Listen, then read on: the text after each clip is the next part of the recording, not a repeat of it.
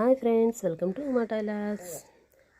ఈరోజు cutting video వచ్చేసి పెద్ద సైజ్ బ్లౌజ్ అండి. ఇది కంప్యూటర్ ఎంబ్రాయిడింగ్ చేయించాను. 36 వచ్చేసింది. నడుముచ్చి చాలా పెద్ద సైజు, కానీ ఈజీగానే కటింగ్ అయితే అయిపోయింది. స్టిచ్చింగ్ చేసేటప్పుడు మాత్రం కొంచెం అతుకులు పడినాయి, కొంచెం కాబట్టి కొంచెం కష్టంగానే అనిపించింది. కానీ ఫైనల్లీ బ్లౌజ్ లుక్ వచ్చేసి చాలా బాగుందండి.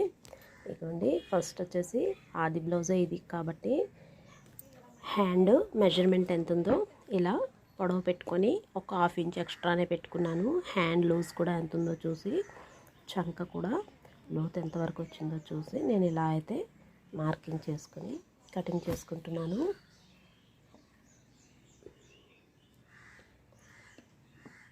ఇప్పుడు హ్యాండ్స్కి అయితే కనుక అతుకులు పడతాయి. ఫ్రంట్ లోతు ఈ విధంగా ఇలా తీసుకున్నాను. ఏ బ్లౌజ్కైనా సరే మనం 1/2 ఇంచ్ ఇలా లోతు తీసుకుంటే ఇక్కడ బుగ్గల్లాగా రాకుండా ఉంటుంది. ఇప్పుడు వచ్చేసి బ్యాక్ పార్ట్ అండి.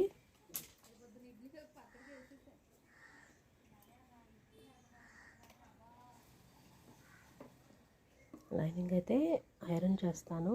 ఈరోజు అర్జెంట్ బ్లౌజ్ అనేసి ఐరన్ అయితే చేయడం కుదరలేదు.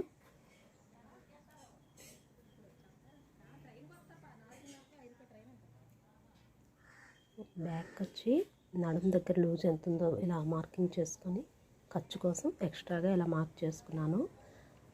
వీపు భాగం వచ్చేసి నెక్ ఎంత ఉందో చూసి అటు ఇటు పావించి ఎక్స్ట్రా ఉంచుకొని మార్క్ చేసుకున్నాను. అలాగే నడుము నుండి చంక వరకు ఎంత ఉందో కూడా చంక లోతు కోసం ఇలా మార్క్ చేసుకున్నాను. బ్లౌజ్ లెంత్ వచ్చేసి 16 వచ్చిందండి.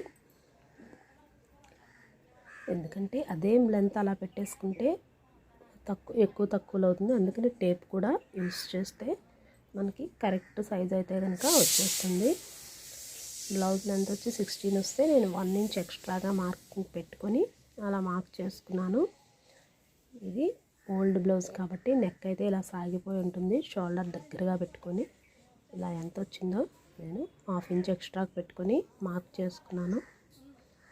చంక భాగం ఇందాక మార్కింగ్ చేసుకున్నాం కాబట్టి అది అలా మార్క్ చేసుకొని షోల్డర్ ఎంత ఉంచిందో చూసుకొని, ఇదైతే వర్క్ బ్లౌజ్ అండి. వర్క్ వచ్చేసి ఎప్పుడు బ్రాడ్గా ఉంటుంది కదా కంప్యూటర్ ఎంబ్రాయిడింగ్ బ్లౌజ్ అయితే కనుక మనం నార్మల్గా మన బ్లౌజ్ ఎంత ఉందో అంతే నెక్ అంతే షోల్డర్ కూడాను మనం మార్కింగ్ చేసేసుకోవాలి. చంక భాగం అండి ఆది బ్లౌజ్తో కొలుచుకుంటే సమానంగా ఇలా సరిపోయింది. ఎప్పుడు కూడా ఈ ఒక్క వైపు ఇలా కటింగ్ చేసేసుకొని డిపెండ్ అయిపోతే సరిపోదు. చంక వైపు అటు చూసుకోవాలి, ఇటు నడుము దగ్గర నుండి చంక వరకు ఎంత లోతు వచ్చిందో చూసుకొని ఇలా నాటు పెట్టేసుకున్నాను. ఇప్పుడు వచ్చేసి ఫ్రంట్ పార్ట్. దీనికైతే కనుక కొంచెం అతుకులు అయితే పడతాయి.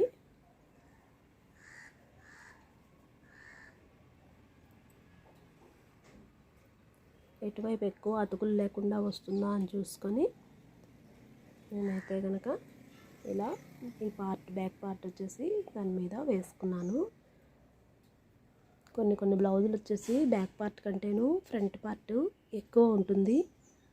అందుకోసమని అలా కూడా చూసుకొని మనం కటింగ్ అయితే చేసుకోవాలి. ఈ చిన్న టిప్స్ ఫాలో అయితే కనుక ఎంత పెద్ద సైజ్ బ్లౌజ్ అయినా చిన్న సైజ్ బ్లౌజ్ అయినా కానీ ఈజీగా మనం కటింగ్లోనే ఉంటుంది కాబట్టి ఫస్ట్ జాగ్రత్తగా కటింగ్ చేసుకునేటప్పుడు ప్రతిదీ మెజర్ చేసుకుంటే చాలా బాగా కటింగ్ అయితే బాగా అవుతుంది. స్టిచ్చింగ్ కూడా అదే విధంగా వస్తుంది. మళ్ళీ మనకి కస్టమర్స్ బ్లౌజులు మనకే ఇవ్వడానికి చూస్తారు. ఫ్రంట్ నెక్ ఎంత వచ్చిందో ఇలా తీసేసుకున్నాను. బ్యాక్ అయితే కనుక కంప్యూటర్ ఎంబ్రాయిడింగ్ నెక్ కదా అందుకనేసి తీసుకోలేదు. చంక కూడా సేమ్ తీసేసుకొని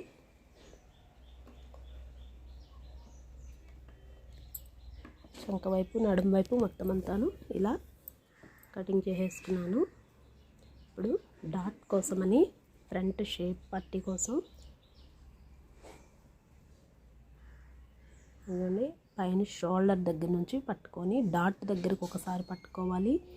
కింద షేప్ బెల్ట్ ఏదైతే ఉందో అది కూడా అలా మెజర్ చేసినాక 15 వచ్చిందండి.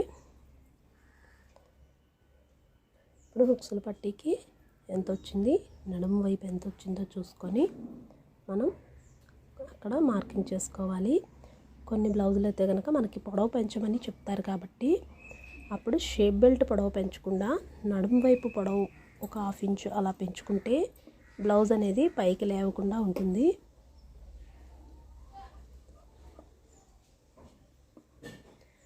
ఎదర చంక కూడా కొంచెం లోతు తీసుకుంటున్నాను. దీనికైతే కనుక ఇలా అతుకుపడుతుంది.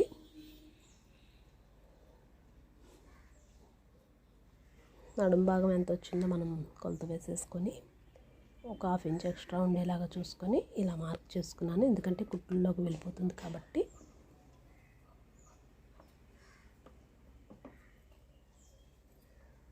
బ్యాక్ పార్ట్, ఫ్రంట్ పార్ట్ ఈ విధంగా అయితే కటింగ్ అయిపోయింది. ఇప్పుడు ఈ క్లాత్ పైన నేను వేసేసుకొని కటింగ్ అయితే చేసుకుంటున్నాను. ఇదిగోండి 36 బ్లౌజు. నడుము దగ్గర 36 వచ్చినా కానీ కుట్టేటప్పుడు మాత్రం ఈజీగానే బాగానే వచ్చింది. ఈ వీడియో కనుక మీకు నచ్చినట్లయితే లైక్ చేయండి, షేర్ చేయండి, మా ఛానల్ని సబ్స్క్రైబ్ చేయండి. Thank you for your watch.